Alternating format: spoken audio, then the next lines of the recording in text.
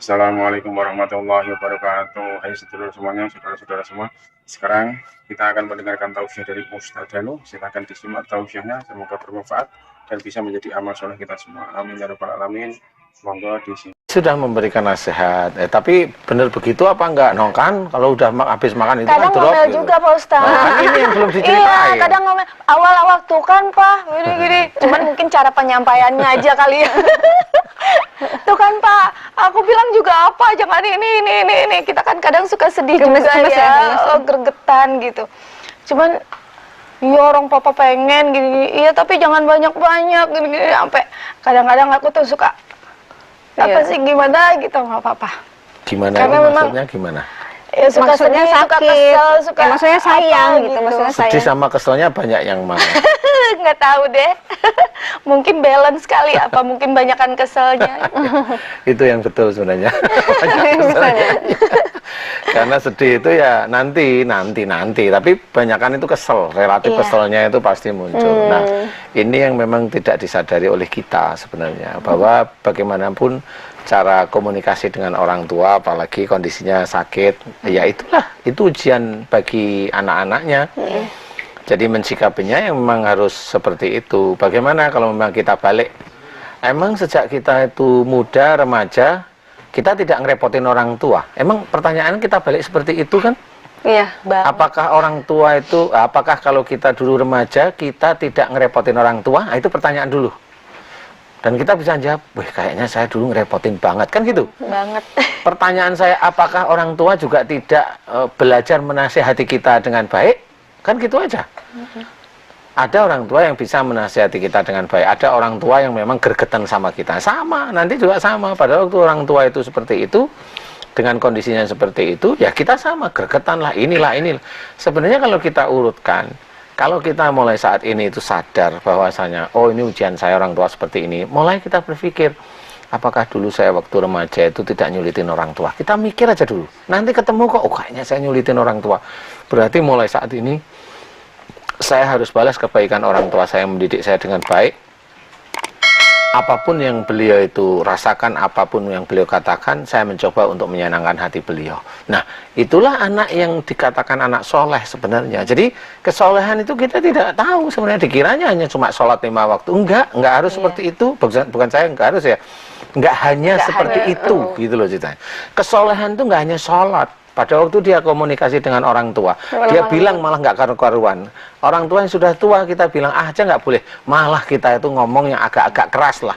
Berapa dosa yang kita lakukan? Pertanyaan saya, nah ini pertanyaan saya, apakah Mbak Fenty itu pernah minta maaf sama ayahnya? Ya, jika selama ini ayah sakit, Fenty pernah begini-begini sama ayah, omong agak kasar, Fenty minta maaf. Pernah nggak seperti itu coba? Saya tanya. Saya minta maafnya waktu papa tuh udah drop banget. Nah, pertanyaan saya, minta maaf yang kayak apa? Apakah dengan sekali minta maaf itu dosa yang banyak itu bisa luntur sekali? Iya mungkin enggak kali ya Pak Ustadz. Soalnya waktu itu memang kondisi papa waktu itu ya, beliau sempat drop. Terus waktu itu pas bertepatan mau 40 hari ibu mertua saya. Jadi ibu mertua sama papa tuh hanya beda 40 hari perginya gitu. Jadi pada saat itu suami saya sudah ke rumah bapak mertua, mau persiapan untuk 40 hari, terus papa drop. Ya, papa drop. Terus saya bilang, kebetulan mama udah berangkat duluan sama suami kan. Saya bilang, saya belakangan deh, saya mau sama papa dulu. Karena kebetulan saya anak bungsu, jadi saya paling deket sama papa gitu kan. Jadi waktu itu papa kan memang udah nggak bisa ngapa-ngapain, istilahnya buang air pun sudah di tempat tidur gitu kan. Jadi saya bilang, ya udah Pak, kalau umpamanya aku ada salah, tolong maafin semuanya, tolong dimaafin. Papa yang ikhlas ya maafin aku bilang gitu sama beliau. Terus beliau cuma bilang, iya, Papa juga minta maaf gitu kan. Iya Pak, pokoknya Papa insya Allah aku ikhlas maafin papa, papa yang ikhlas juga ya maafin aku, maafin suamiku kalau suamiku juga ada salah, aku bilang gitu. Kasih karena Anda masih bersama kami di Bengkel Akhlak bersama saya Ratna Listi, Ustadz Danu dan juga Fenty Nur. Kita masih membahas tema kita tentang memperbaiki hubungan yang harmonis dengan orang tua. Makanya cerita seperti inilah cerita bagaimana pada waktu di penghujung titik akhirnya itu baru kita ngomong. Nah, pertanyaan saya itu, apakah kita itu minta maaf langsung bisa diampuni oleh Allah Ta'ala? Kita nggak tahu. Iya, karena pada waktu kita ada kesempatan, kita itu malah jarang minta maaf. Ada kesempatan loh ini, ayah itu masih sehat, seger, kita sendiri banyak ini. Kok kita jarang ya minta maaf? Iya. Kan gitu ya? Iya, nah, betul. inilah maksud saya adalah, ini harus kita perbaiki selama ini. Kalau kita mengejar ketakwaan kepada Allah Ta'ala, nggak cuma Mbak Fenty lah, semua pemirsa, ayo mumpung orang tua kita masih ada, sering minta maaf. Karena apa? Kita itu adanya itu cuma ngerepotin orang tua. Gimana kalau kita tidak lihat? Kita lahir di dunia, orang tua itu udah mati-matian ngelahirin ya. Kemudian kita dari bayi menuju kita disapih, kita itu nyedot terus susunya orang tua, ya, asinya orang tua kita. Dari mulai kita setelah disapih sampai kita itu remaja, kita disekolahkan, dididik, diajari sesuatu yang baik, ya kan? Kita remaja nyulitkan orang tua, kan gitu. Ya, kita menikah ada persoalan dengan suami, dengan istri, ngomong ke orang tua. Pertanyaan saya, kapan orang tua itu bisa seneng sendiri, kan gitu? Kita itu anak, termasuk saya, ini hanya nyulitkan orang tua kita. Nanti orang tua meninggal, warisan kita mendapatkan, apalagi coba? Nah, gimana sih kalau kita itu belajar untuk membahagiakan orang tua dengan umpamanya, mohon maaf nih ya, kalau sehari, 2 hari, 3 hari, kemudian kita bilang, Pak, jika selama ini kata-kata saya kasar sama papa, sama mama, saya minta maaf ya. Sekali, 2 kali, 3 kali, saya yakin nanti orang tua dengan itu nggak usah dipaksa, papa harus ikhlas ya memaafkan saya, nggak perlu. Keikhlasan itu dari hati, nggak perlu diminta. Nanti orang tua yang kita sering meminta maaf, orang tua itu nanti doa sendiri kok. Pasti doa sendiri. Nggak ada orang tua yang baik itu nggak doain anaknya, anak saya sering minta maaf, pasti dia akan doa, pasti kepada Allah Ta'ala. Entah apa doanya, yang jelas baik. Nah, itulah keikhlasan dari orang tua. Sama seperti kalau kita itu bersedekah kepada yatim piatu.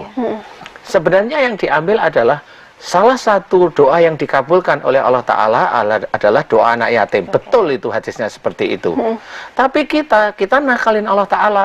Kita ambil anak yatim piatu, kita pengajian, kita kasih makan, kemudian kita minta doa sama anak yatim piatu agar rezeki kita dilancarkan, agar ini begituan. Lu ini memaksa sama anak yatim. Gitu ya? Itu yang sebenarnya dilarang oleh Allah Ta'ala. Kita nggak sadar kalau kita itu salah. Sebenarnya pada waktu kita itu memberikan rizki kepada saudara kita yang yatim piatu, anak-anak yatim piatu, anak yatim dan sebagainya, kaum duafa itu, sebenarnya kita tidak perlu meminta kepada mereka. Serahkan semuanya ikhlas karena Allah Ta'ala. Karena nanti kalau anak tersebut ngerti, orang itu sering nyumbang, dan dia nggak mau nulis, minta kelancaran rizki, minta kelahiran biar lancar. Kan banyak itu ditulis-tulis itu. Itu nggak boleh sebenarnya. Nanti anak yatimnya akan lihat, kok Mbak ini kok sering kesini ngasih sumbangan, itu ngasih sumbangan, iya. Dia minta apa? Ini orang-orang itu beda. Dia nggak pernah menulis mau minta apa, dia hanya ngasih keikhlasan. Ini anak itu kalau mendapatkan hidayah, dia doain, ya Allah semoga Mbak Ratna Listi yang sering kesini engkau berikan pun. Ini doain ini loh. Yang sebenarnya itu yang meluncur dari ketulusan hati anak yatim itu yang didengar oleh Allah Ta'ala.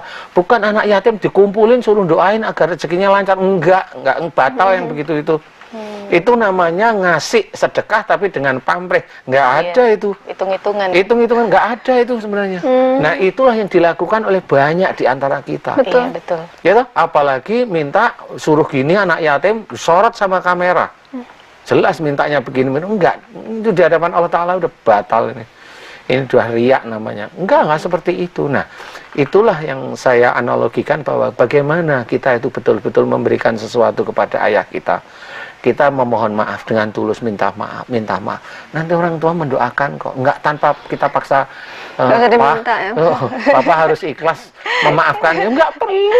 Yang seperti itu orang dia keluar ikhlasnya, itu juga hidayah dari Allah Ta'ala. Betul nggak sih? Betul. Iya, betul. Kalau dia sudah keluar ikhlasnya, dia tahu begini-begini, dia pasti akan mendoakan. Ya Allah, anakku yang ini namanya Fenty ini, dia baik sekali.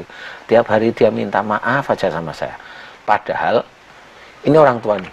Padahal dia itu sering saya repoti. Loh kan gitu, tapi kan Mbak Fenty nggak ngerti.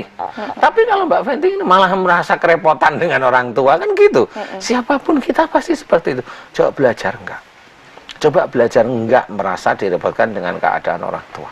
Semuanya, pemirsa juga iya.